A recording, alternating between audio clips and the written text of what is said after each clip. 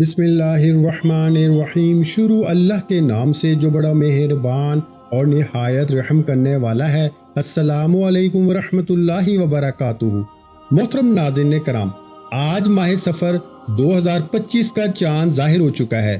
جتنی آپ کی عمر ہے اتنی بار اللہ کا صرف ایک نام پڑھو، تقدیر بدل جائے گی۔ ایک دن کے اندر آپ کی بڑی سے بڑی حاجت فوری طور پر پوری ہو جائے گی۔ بس آپ نے اس وظیفے کو بتائے گئے طریقے سے پڑھنا ہے۔ یہ موقع سال میں صرف ایک بار ملتا ہے، اسے ضائع مت کرنا۔ یہ چاند جس کے بارے میں لوگوں کے دلوں میں بڑی وحشت ہے، بڑے غلط نظریات ہیں، جہالت کی وجہ سے۔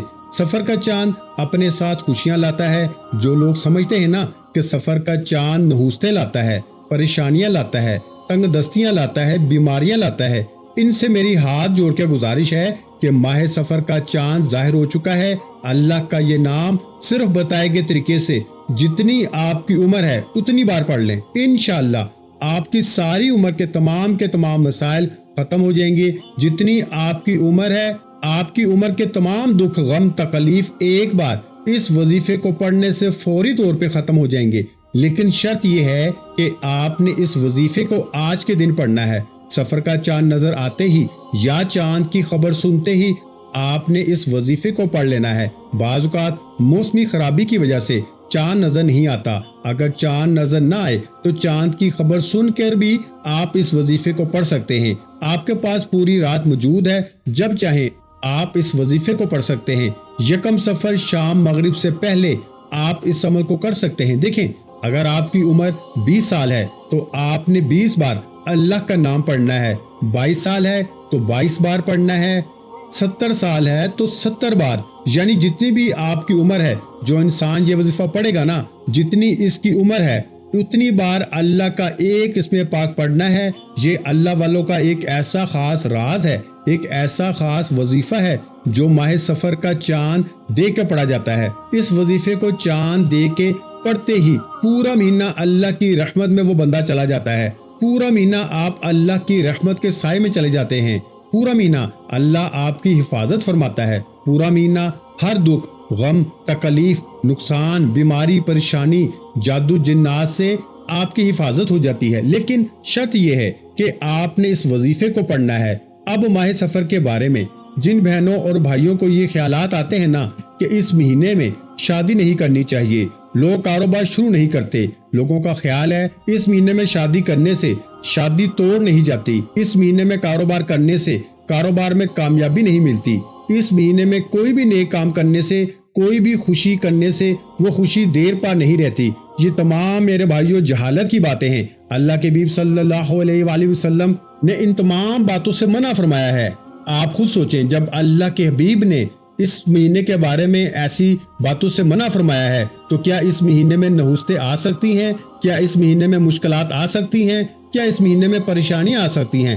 لوگوں کا ماننا ہے، بعض لوگ کہتے ہیں کہ اس مہینے میں نبی پاک صلی اللہ علیہ وآلہ وسلم بیمار ہوئے تھے، اس وجہ سے اس مہینے کو نحوست والا کہا جاتا ہے۔ لیکن نبی پاک صلی اللہ علیہ وآلہ وسلم، اللہ کے حبیب، آپ کے اور میرے آقا ربیع اول کے مہینے میں بھی بیمار ہوئے تھے، تو کیا ربیع اول کا مہینہ بھی نحوست والا ہے؟ اللہ کا ہر مہینہ نیک ہے، ہر لمحہ نیک ہے، ہر گھڑی قبولیت کی ہے۔ ہمیں بس اس جہالت کی باتوں سے نکل کر اللہ کے اعمال کرنے چاہیے، نیک ذکر و اذکار کرنے چاہیے، اللہ کو راضی کرنا چاہیے، ہر گھڑی قبولیت کی ہے۔ اب آپ نے کرنا کیا ہے؟ ماہ سفر کا چاند دیکھ کے جتنی آپ کی عمر ہے یہ نام پڑھنا ہے۔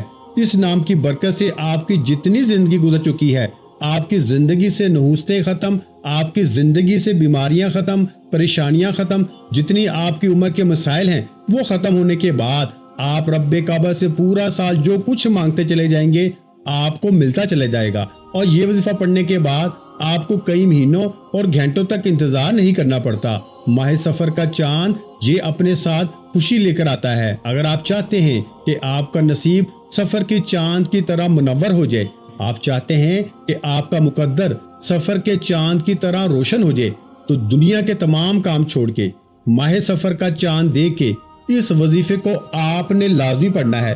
سفر کا چاند ہو سکتا ہے کہ آج شام نظر آ جائے سفر کا چاند، ہو سکتا ہے کہ کل شام میں نظر آ جائے۔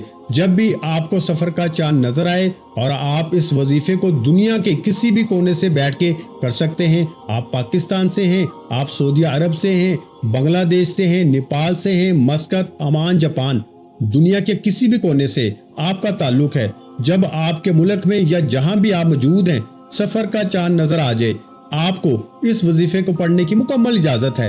لیکن بس اتنا خیال کیجئے گا کہ یہ موقع آج آپ کے ہاتھوں سے نکل گیا نا تو پھر 1 سال کا پچھتاوا مقدر ہوتا ہے، اور اگر آج آپ اس وظیفے کو مکمل دے کے اس وظیفے کو پڑھ لیتے ہیں تو اللہ نے آپ کو چن لیا ہے، کیونکہ ہر کسی کو یہ وظیفہ پڑھنے کی توفیق نہیں ہوتی۔ اگر آپ کو توفیق ہوئی ہے نا تو آپ اللہ کے چنے گئے بندے ہیں، اللہ آپ کو نوازنا چاہتا ہے، اللہ آپ کے بیڑے پار کرنا چاہتا ہے، اللہ آپ کی بگڑی بنانا چاہتا ہے۔ آپ نے صرف اللہ کے سامنے جھولی پھیلا کے اپنی حاجتوں مرادوں کو لے کے یہ وظیفہ پڑھنا ہے۔ آپ نے باوضو یہ وظیفہ پڑھنا ہے، بے وضو نہیں پڑھنا۔ آپ جب بھی یہ وظیفہ پڑھیں باوضو مصلی پہ بیٹھ کے پڑھیں، دکان پر ہیں دکان پہ پڑھیں، دفتر میں ہیں دفتر میں پڑھیں، سفر میں ہیں سفر میں پڑھ لیں، لیکن اس عمل کو نہیں چھوڑنا۔ یہ گھڑیاں بہت قبولیت والی ہیں۔ جب اللہ والے فرماتے ہیں نا کہ جب نیا چاند نکلتا ہے تو نئے چاند کے ساتھ ہر انسان کا نصیب اور تقدیر میں واضح فرق پڑتا ہے۔ یہ روحانیت کی باتیں ہیں، اس لیے نئے چاند کی جو دعا ہے وہ بھی میں آپ کو بتاؤں گا۔ آپ نے باوضو مصلی پہ بیٹھ کے سب سے پہلے اللہ کے حبیب صلی اللہ علیہ وآلہ وسلم کی ذات مبارکہ پر درود پاک پڑھنا ہے۔ آپ صلی اللہ علیہ وآلہ وسلم پڑھ لیں، آپ صلی اللہ علی محمد پڑھ لیں، آپ نماز والا درود ابراہیمی پڑھ لیں۔ پڑھنا آپ نے 7 بار ہے۔ یہ تعداد جو بتائی جائے گی نا اس میں آپ نے کمی بیشی بالکل نہیں کرنی، کیونکہ یہ بنے بنائے وظیفے نہیں، یہ اللہ والوں کے اعمال ہیں جو بے شمار بار پڑھے جا چکے ہیں، بے حد لوگوں نے آزمائے ہیں، ان سے بے شمار لوگوں نے فائدے اٹھائے ہیں۔ لاپرواہی مت کریں۔ آپ نے کیا کرنا ہے؟ 7 بار درود ابراہیمی پڑھنا ہے، نماز والا درود ابراہیمی پڑھیں گے 7 بار۔ درود پاک پڑھنے کے بعد آپ نے اپنے مقصد کی نیت کرنی ہے۔ سفر کے چاند کے وقت جو لوگ کہتے ہیں نا کہ نحوست ہے، شادی نہیں کرنی چاہیے، کاروبار نہیں کرنا چاہیے، یا جو بھی آپ کے جتنے بھی آپ کے نظریات ہیں، آپ اپنے مقاصد کو لے کے بیٹھیں، پھر سفر کا چاند آپ کو بتائے گا کہ یہ مہینہ کتنا برکت والا مہینہ ہے اور اس مہینے میں مانگنے والے کو کتنا دیا جاتا ہے۔ جو لوگ سفر کی قدر کرتے ہیں اللہ اپنے محبوب کی آمد کا صدقہ نسل آباد فرما دیتا ہے۔ اب آپ نے نیت کا طریقہ یہ ہے کہ آپ نے اللہ کو اللہ کی صفت سے پکارنا ہے۔ بہت سے لوگوں کو نیت کرنا نہیں آتی۔ نیت کرنے کا طریقہ یہ ہے میرے بھائیوں کہ آپ نے یا ارحم الراحمین بے روزگار ہوں روزگار عطا فرما، یا ارحم الراحمین بے اولاد ہوں اولاد عطا فرما، یا ارحم الراحمین مقروض ہوں قرض سے نجات عطا فرما۔ یعنی آپ کا جو بھی مقصد ہے، جو بھی حاجت ہے، جو بھی نیت ہے، آپ نے یا ارحم الراحمین رب کو پکارتے ہوئے نیت کرنی ہے اپنی تمام حاجتوں کی، مرادوں کی۔ نیت کرنے کے بعد ایک بار اعوذ باللہ من الشیطان الرجیم بسم اللہ الرحمن الرحیم پڑھ کے وظیفے کا آغاز کریں۔ تعوذ تسمیہ پڑھنے سے تمام شیاطینی اثرات ختم ہو جاتے ہیں، اور جو کام اللہ کے نام سے شروع کیا جائے اس میں خیر ہوتی ہے، برکت ہوتی ہے، سلامتی ہوتی ہے۔ جو لوگ کہتے ہیں کہ وظیفے کے درمیان آپ کا دھیان بھٹک جاتا ہے، گندے خیالات آتے ہیں، برے خیال آتے ہیں، دل نہیں کرتا، اکتاہٹ ہوتی ہے، صرف ایک بار تعوذ تسمیہ پڑھیں، کیونکہ شیطان کا کام ہے ہمیں ورگلانا، انسان کو گمراہی کی طرف لے جانا، سیدھے راستے سے بھٹکانا۔ لیکن جب آپ تعوذ و تسمیہ پڑھ کے وظیفے کا آغاز کرتے ہیں تو اس کی رحمتیں برکتیں دیکھنے والی ہوتی ہیں۔ اب آپ نے اپنے مقصد اپنی حاجت کو ذہن میں رکھتے ہوئے سب سے پہلے نمبر پر جو وظیفہ پڑھنا ہے وہ وظیفہ ایک ایسی قرآنی آیت مبارکہ کا وظیفہ ہے جسے پڑھتے ہی عرش الہی پہ بیٹھا رب راضی ہو جاتا ہے، اور جس انسان نے رب کو راضی کر لیا، سفر کا چاند نکلتے ہی جس بندے سے رب راضی ہو جاتا ہے پھر چاند کی طرح نصیب روشن ہو جاتا ہے۔ ایک دن کے اندر 1000 حاجتیں مرادیں بھی پوری ہو جاتی ہیں۔ یہ جو آیت مبارکہ میں آپ کو بتانے جا رہا ہوں یہ کوئی عام آیت مبارکہ نہیں، یہ صحابہ کرام کا وظیفہ ہے۔ صحابہ کرام وہ صحابی جو حضور کے دور میں تھے، جنہوں نے حضور کو سنا، حضور کو دیکھا، حضور کا دیدار کیا، ان صحابہ کرام کا وظیفہ میں آپ کے حوالے کر رہا ہوں۔ اسے سفر کا چاند کے وقت لازمی پڑھنا۔ ایک بار میرے کہنے پہ پڑھو، سفر کا چاند دیکھ کے آپ جو بھی وظیفہ پڑھتے ہیں وہ آپ کی مرضی، لیکن اس ایک وظیفے کو اس بار میرے کہنے پہ پڑھ کے دیکھو، آپ خود حیران ہو جائیں گے اور آپ یہ وظیفے کے کمالات دیکھے اپنے پاس وظیفہ لکھنے پہ مجبور ہو جائیں گے کہ یہ نہ ہو کہ اگلے سال یہ ویڈیو ملے یا نہ ملے، ہم سے یہ وظیفہ ضائع نہ ہو جائے۔ اس آیت مبارکہ کو حسبنا اللہ و نعم الوکیل کہا جاتا ہے۔ یہ فرشتوں کے پروں پہ لکھی ہوئی ہے۔ آج ہم پہ مشکل وقت آتا ہے، ہم جعلی پیروں فقیروں کے پاس چلے جاتے ہیں۔ صحابہ کرام پہ جب برا وقت آتا، جب تنگ دستی آتی، بیماری یا پریشانی آتی، وہ کبھی کسی کے در پہ نہ جاتے، حالانکہ حضور صلی اللہ علیہ وآلہ وسلم موجود تھے اور پیغمبر رسول موجود تھے اور انبیاء کرام بھی موجود تھے، لیکن وہ اپنے رب کو پکارتے، اپنے رب کی بارگاہ میں جاتے، حسبنا اللہ و نعم الوکیل پڑھتے، اس بات کا اقرار کرتے کہ میرے لیے میرا رب کافی ہے اور وہ بہترین کارساز ہے۔ اور اسی آیت مبارکہ پر اللہ ان کو اتنا پسند فرماتا کہ وہ اللہ کے لاڈلے بن جاتے، اللہ کے دوست بن جاتے، اللہ کے ولی بن جاتے۔ حسبنا اللہ و نعم الوکیل پڑھتے ہوئے اگر آپ رب کعبہ سے من پسند نوکری کا سوال کرو گے، من پسند شادی کا سوال کرو گے، شادی میں جلد بازی چاہتے ہو، تاریخ چاہتے ہو، آسانیاں چاہتے ہو، تو حسبنا اللہ و نعم الوکیل پڑھو، دنیا کی ہر شے خود چل کر آئے گی۔ اس آیت مبارکہ کو پڑھنے والا اللہ کو راضی کرتا ہے۔ اللہ والے فرماتے ہیں کہ جب کوئی بندہ ماہ سفر کا چاند دیکھ کے حسبنا اللہ و نعم الوکیل پڑھتا ہے، اس بات کا اقرار کرتا ہے کہ میرے لیے میرا رب کافی ہے، تو عرش الہی پہ بیٹھا رب فرشتوں سے پوچھتا ہے کہ اس فانی دنیا میں، اس منافقت والی دنیا میں، جہاں ہر کوئی ایک دوسرے کا خون کا پیاسا ہے، ہر کوئی ایک دوسرے سے اوپر جانا چاہتا ہے، ہر کوئی ایک دوسرے کو کاٹنا چاہتا ہے، یہ کون اپنے رب کو پکار رہا ہے، اس بات کا اقرار کر رہا ہے کہ میرے لیے میرا رب ہی کافی ہے اور وہ بہترین کارساز ہے۔ فرشتے فرماتے ہیں کہ اے میرے مالک، تیرا فلاں بندہ فلاں گلی کوچے سے بیٹھے تجھے یاد کر رہا ہے۔ اللہ فرماتا ہے فرشتوں، میں راضی ہوں، یہ جو بھی مانگتا ہے نا، اس کی ہر حاجت کو پورا کیا جائے، اس کی ہر مراد کو پورا کیا جائے اور اسے رحمتوں برکتوں سے مالا مال کیا جائے۔ آپ نے حسبنا اللہ و نعم الوکیل کو پڑھنا ہے اور اس آیت مبارکہ کو پڑھتے ہوئے اپنی اوقات نہیں، رب کی عظمت کے مطابق مانگنا۔ آپ نے رب کعبہ سے وہ مانگنا ہے جو آپ کو ناممکن لگتا ہے۔ حسبنا اللہ و نعم الوکیل پڑھتے ہی اللہ ہر ناممکن کو ممکن بنا دے گا۔ اللہ آپ کو وہاں سے عطا فرمائے گا جہاں سے بندے کا گمان بھی نہیں جاتا۔ حسبنا اللہ و نعم الوکیل ایک بار ہو گیا، حسبنا اللہ و نعم الوکیل دو بار ہو گیا، حسبنا اللہ و نعم الوکیل تین بار ہو گیا۔ اس طریقے سے آپ نے اس آیت مبارکہ کو صرف اور صرف 11 بار پڑھ کے وظیفہ مکمل کرنا ہے۔ 11 بار حسبنا اللہ و نعم الوکیل پڑھنے کے بعد اب آپ نے فوری طور پر دوسرے نمبر پر جو وظیفہ پڑھنا ہے وہ اللہ کا یہ نام مبارک ہے۔ جتنی آپ کی عمر ہے نا اتنی بار پڑھنا ہے۔ دیکھیں، میں آپ کو آسان الفاظ میں سمجھا دوں، اس وظیفے کا مقصد یہ ہے کہ آپ کی جتنی بھی زندگی گزر چکی ہے، تمام کے تمام کبیرہ صغیرہ گناہوں کی معافی ہو جائے، یعنی آپ کی زندگی میں جتنے بھی دکھ ہیں، غم ہیں، تکلیف ہیں، جتنی بیماریاں ہیں، پریشانیاں ہیں، جتنی رکاوٹیں، بندشیں ہیں، جتنے بھی کبیرہ صغیرہ گناہ ہیں، اللہ کا یہ نام پڑھتے ہی آپ کی پوری زندگی کے تمام مسائل کا خاتمہ ہو جائے گا۔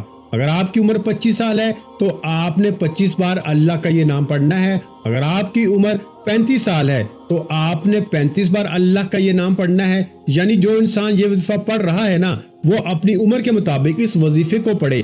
اور اللہ کا یہ نام مبارک اتنا طاقتور ہے کہ اس کا مطلب ہے اے کھولنے والی ذات۔ جب کوئی بندہ اللہ کو اللہ کے اس نام مبارک سے پکارتا ہے نا، اللہ معافرت کے دروازے کھول دیتا ہے، اللہ رزق کے دروازے کھول دیتا ہے، اللہ کامیابی کے دروازے کھول دیتا ہے، اللہ وہاں سے عطا فرماتا ہے جہاں سے بندے کا گمان تک نہیں ہوتا۔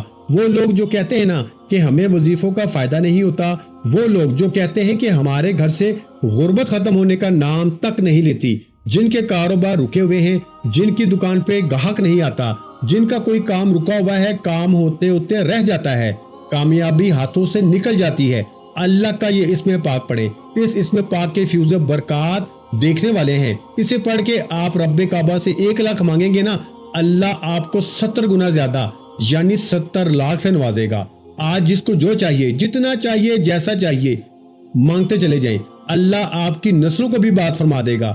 آپ نے اللہ کا نام یا باسطو پڑھنا ہے، یا باسطو، یا باسطو، یا باسطو، یا باسطو کو پڑھنا ہے۔ اسے پڑھتے جائیں، آپ کے راستے کھلتے جائیں گے، آپ کی رکاوٹیں کھلتی جائیں گی، آپ کی بندشیں ٹوٹتی جائیں گی، جادو جنات کے اثرات زائل ہونا شروع ہو جائیں گے، آپ اللہ کی رحمتوں برکتوں سے مالا مال ہو جائیں گے۔ بس آپ سے میری گزارش ہے کہ آپ نے اللہ کا نام یا باسطو کو توجہ دھیان خلوص نیت کے ساتھ پڑھنا ہے، منگتا بھکاری فقیر بن کر پڑھنا ہے، اور اپنے رب سے اتنا مانگنا ہے نا، آپ جتنا مانگ سکتے ہیں۔ وہ خزانوں کا مالک ہے، اس کے دینے میں کبھی بھی کمی نہیں آتی۔